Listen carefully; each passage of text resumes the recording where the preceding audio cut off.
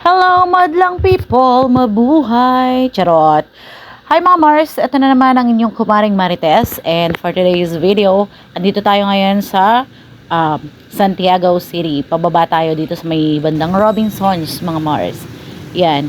Pababa tayo dito sa stairs, no? Quick video lang ito sa may Santiago City kasi, yan. Pagdating natin mga Mare, maglalaba tayo. Di ba? Maglalaba tayo kasi gabundok ang labahin natin. Ang dami kong labahin mga Mars. Ewan ko ba sa araw-araw na ginawa ng Diyos. Hindi na matapos-tapos ang labahin namin. Sobrang dami. Gabundok. Kahit naman siguro. Hindi kasi ako everyday na naglalaba eh. Pero ewan, ilan kami? 1, 2, 3, 4 kaming kokonsumo ng damit, pero ewan ko, hindi ko matapos-tapos mga mare. Sabihan nyo nga ako kung paano yung paano yung diskarte ninyo para naman mabawas-bawasan yung namin, labahin. Araw-araw ba? Kailangan bang araw-araw mga Mars? Hindi ko siya maharap kasi may trabaho ako. Yan. Eto nga, naglalagay tayo nung, alam nyo yung Zonrox na may kulay. Yan, pero damit yan ni RJ, yung baby ko. Di ko na kasi magawang kusutin, kaya iwawashing na natin mga mare. Mga puting niyang damit, yung mga pang baby ay. Washing na natin para mabilisan lang, no? Kwentohan nga tayo mga Mars regarding dito sa may mga bomb threat, no?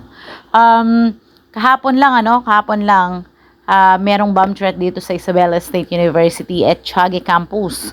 Tapos, kinancel nila yung klase ngayong araw na to.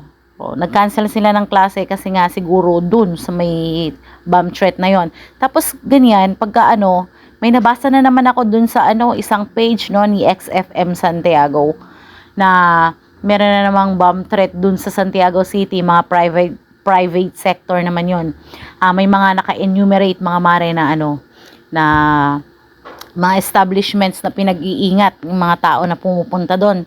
Grabe, ano bang nangyayari dito sa may sa may mundo natin, sa Pilipinas? Bakit ganon? Bakit nagkakaroon ng mga ganyang threats?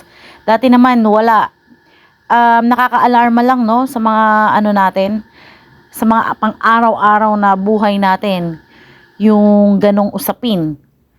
Kahit pa sabihin mong hindi nila tototohanin, nakaka-alarma, di ba, mga mare? Ay, nako. Kayo ba, ano ba yung mga thoughts ninyo patungkol sa mga isyong yan, mga Mars?